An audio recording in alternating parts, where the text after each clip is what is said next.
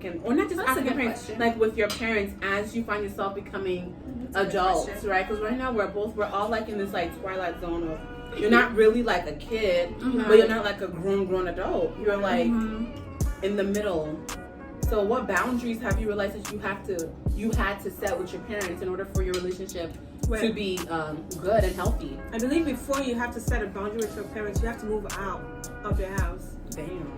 I don't afford that. That's what I was thinking. That's what I was thinking. No, otherwise you're living under my roof. After parents, you're living under my roof. You follow whatever. Yeah. So if you want to set a boundary for yourself, you have to move out of the house in order for you to. It depends on like what you see as boundaries and what you see as important boundaries for you. Okay. Are you gonna say something? No, I was just saying like with the moving out thing, maybe space is your boundary. Maybe the rules are things that, as for you, don't work for you.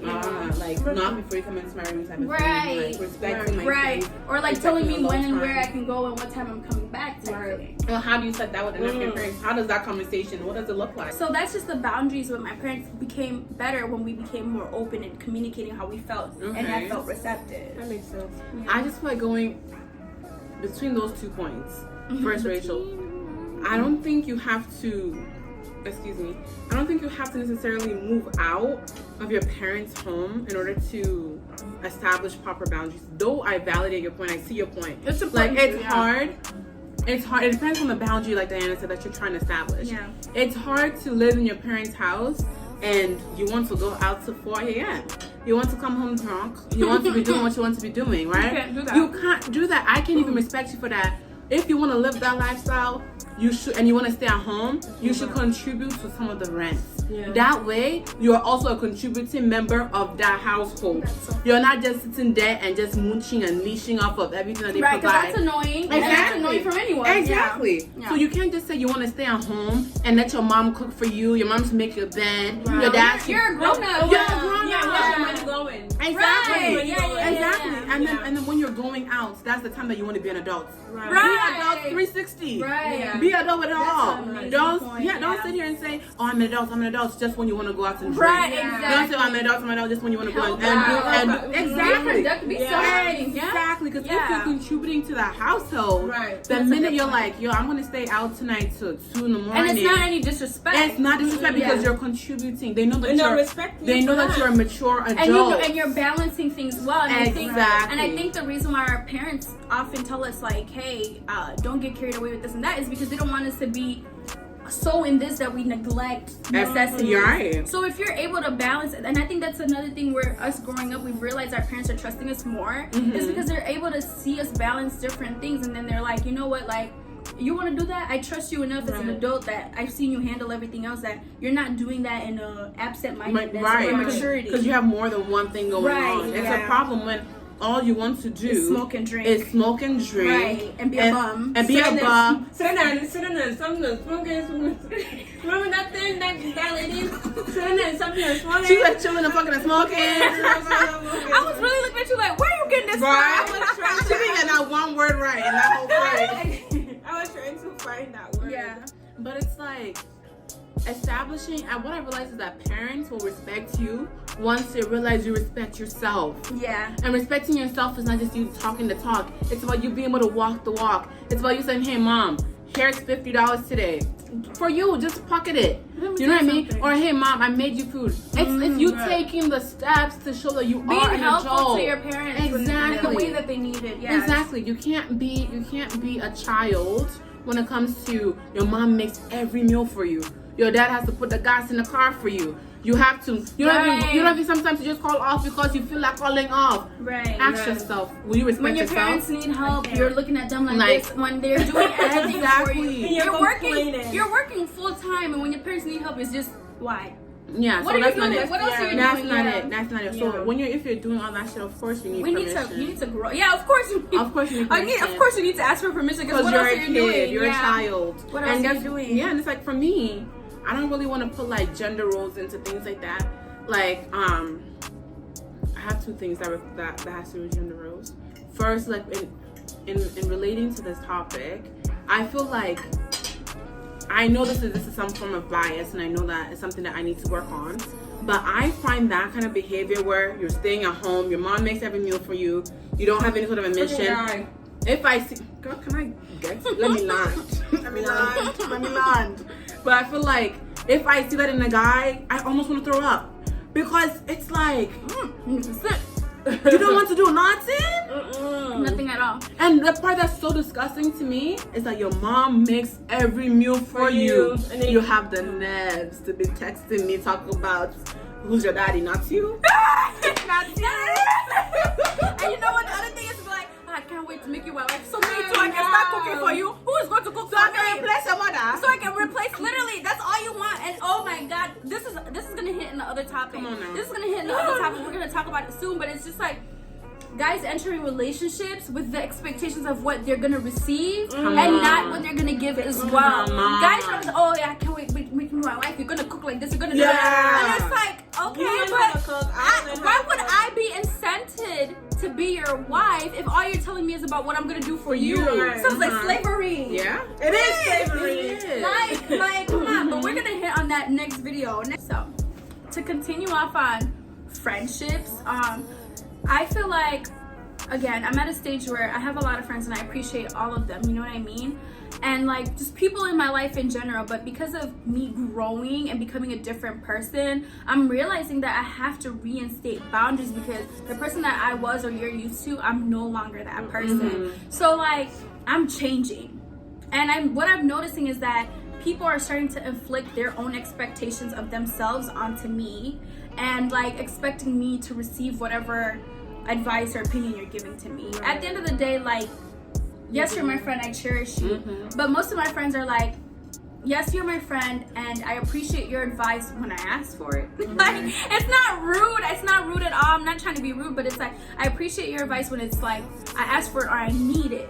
But what I've been noticing is like, sometimes people like give you an opinion or advice and they expect for you to automatically take it. And it's like, I'm my own individual, like, you know what I mean? Like, yes, I value your opinion, it's heard, but that don't mean I'm gonna do what you said. You know what I'm saying? Because I'm still my own individual growing, and we're all different. Like, what works for you might not necessarily work for me. Like, do you guys feel that? I hear that. I need to work on boundaries because I tend to. Rachel just gonna cut me off. But go ahead, I've been talking a lot. So yeah, I need to work on my boundary because I feel like I tend to care way too much of my friends. Like, I need to care less. You are allow them that autonomy to make their own decisions. That's a great word. Yeah, to make their own decisions. So I need to step back and just say, I gave you my advice, but do with it as you please. As you please. And I'm not gonna take offense to you not doing it. Yeah. Do not take offense to your friends choosing not to do what you tell them to do. But Mr. President, I'm speaking. Oh my God. Go ahead, sis. So I hear that, and I feel like yes, on both sides it's like you have to understand that. Though if your friend, if you're the one giving advice, you have to be open to that person not taking that advice. But if you're the one that's constantly seeking for advice, you then have to take a note in your head. Exactly. How many times can you ask advice for the same topic? You know, so as a friend, naturally you do get frustrated because for me, if I say something like, hey Diana, A, B, and C, and you say, what? Diana, A, B, and C, what? Diana, forget it. Forget it. I'm not repeating it again. It really seems like you know what I mean? So it's like me. It's like I just got to a point where I'm like, I'm not going to repeat myself a third time. 1, 2, 3. That's it. Strike out. Yeah. That's it, and that's from a place of love. Right. So you me gotta see it for yourself. Exactly. So me telling you, hey, I don't want to hear about this no more. That's me saying, I love you. I'm still here. And I support you, but from Amsterdam. I want distance. I want distance from this topic when it comes to come to me about anything else. But with this thing, because I've given you 1, 2, 3, let's let it rest. Right. And I feel like that also relates to my parents too, and I feel like that's another boundary thing is like, you know, we have African parents, so they have Oh, this is good. Jaden, not Jaden. Will Smith has said that the way he raised his kids is because he raised them with instruction well enough to know that they can make good, sound decisions for themselves. Right. Not necessarily him making the decision for them, but him knowing that they can make the decision that's best for themselves. You know, and like, so there were some moments where I thought Jaden and Willow were a little bit but that's their own, satanic. That's their own. But now they're growing. It's none of our business. They're great, and it was great parenting. Right, but the parenting the parenting is the same with the friendship thing. Is I can only tell you so much until I let you do what you need to do. Exactly. And so the thing I think with where the friction is a lot with our parents is like they want us to do as they say, but it's like shorty, I'm my own person. So another thing is like looks, you know, the way I do my makeup, the way I dress. Right. My mom always got something to say about it, and because she's my mom, I'ma always listen. Mommy, I hear you. I listen. But at the end of the day, I'm my own person. It's your face. Do it. Exactly. It's my face, it's my body. And there's all respect because you made it, and I thank you so much for doing so. Right. But it's like, at the end of the day, I can't really rely on you because if you look at it on the other perspective, everything I wear I should run past my mom. Mommy this, mommy that. You're good. My mom's gonna get annoyed with me. She's annoyed, yeah. Right. So it's the same thing. It's like you have to know that you have to be confident enough in the way that you raised me, that the way that I'm dressing doesn't, because they just think like you dress some way, you're a hoe. Did you raise me to be a hoe? Right. So you're underestimating yourself. You know what I'm saying? My mom. So Stephanie's graduation, right? This girl put on makeup. How you gonna volunteer my story for me? I'm sitting right here. You guys can chime. No, I wasn't gonna tell that story. Oh, okay. You tell it. Let her tell that story. You tell that. I didn't want that this girl puts on makeup. She don't want the story to be told. Go ahead, proceed. I'm gonna say it. This girl put on makeup and she's wearing a white dress. Are you? My high school graduation. Oh girl. yes. I didn't know it was gonna be 97 degrees in Chicago in fucking May. Oh, it was a hot day. She was so sweaty that my mom just keeps saying, "I told you so, don't wear makeup." So from this day forward, every time Stephanie puts on makeup, why you want makeup?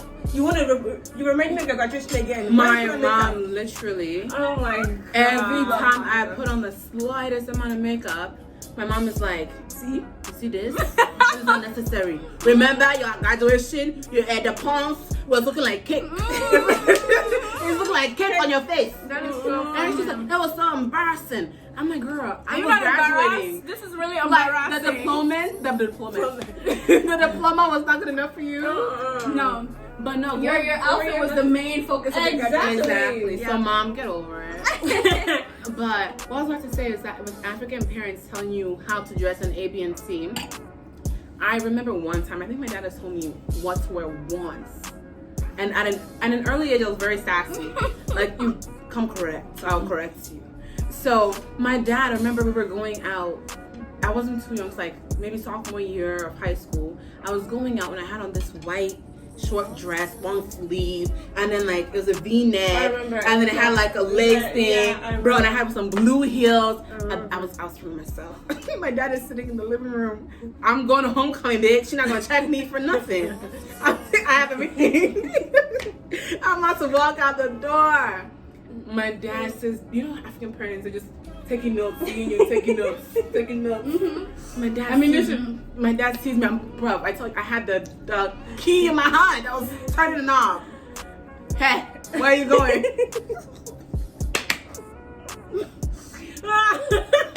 I'm taking out the trash. What does it look like? But I was like, I'm going to homecoming. My friends are downstairs waiting for me, blah, blah. My dad was like, you're going like this? Huh? Is this correct? And I was like, yeah, my friends are downstairs. I gotta go. And I walked out. Damn. My dad never corrected me about my outfit again. Oh my God. In hindsight, was that a little bit disrespectful? Yeah. Yes. But now he knows not to come for me. I don't think my dad's ever had to comment on what I wear, and I think that's like kind of good because it doesn't feel misogynistic. You know what I mean? Like, it doesn't feel like male infringement. I feel more at peace because my mom is the one commenting. But the one thing my dad did comment on is how much I switch my wigs. Oh my! So one time I wore a wig. Not the wig, It was like another one. DJ Khaled. DJ Khaled. And in my heart, I was just like, damn, it's really getting out of hand. He was like, Dad, this is too much. This is exactly what he said. What? This is getting too much. Another one.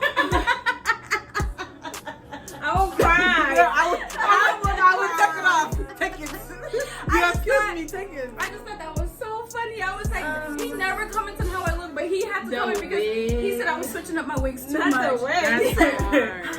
This is getting out of hand. That's hard. I would cry. Not the wig game. Yeah, The but wig anyways, game. Fuck no, we not got the wig wig game. We all got the wigs. will I stop wearing wigs? Hell no. No. You got something to say, but I'm still gonna wear them. And y'all know I cut my hair, so y'all know I'm bald under this. But anyways, thank you guys for tuning in. We have a lot more vlogs coming your way. Woo! More content from the Ritz. Yep. Stay tuned. Thank you. Hey guys, this is Stephanie from Four Rings. I'm just here to make sure you guys know to like, share, and subscribe. And then also make sure you're following us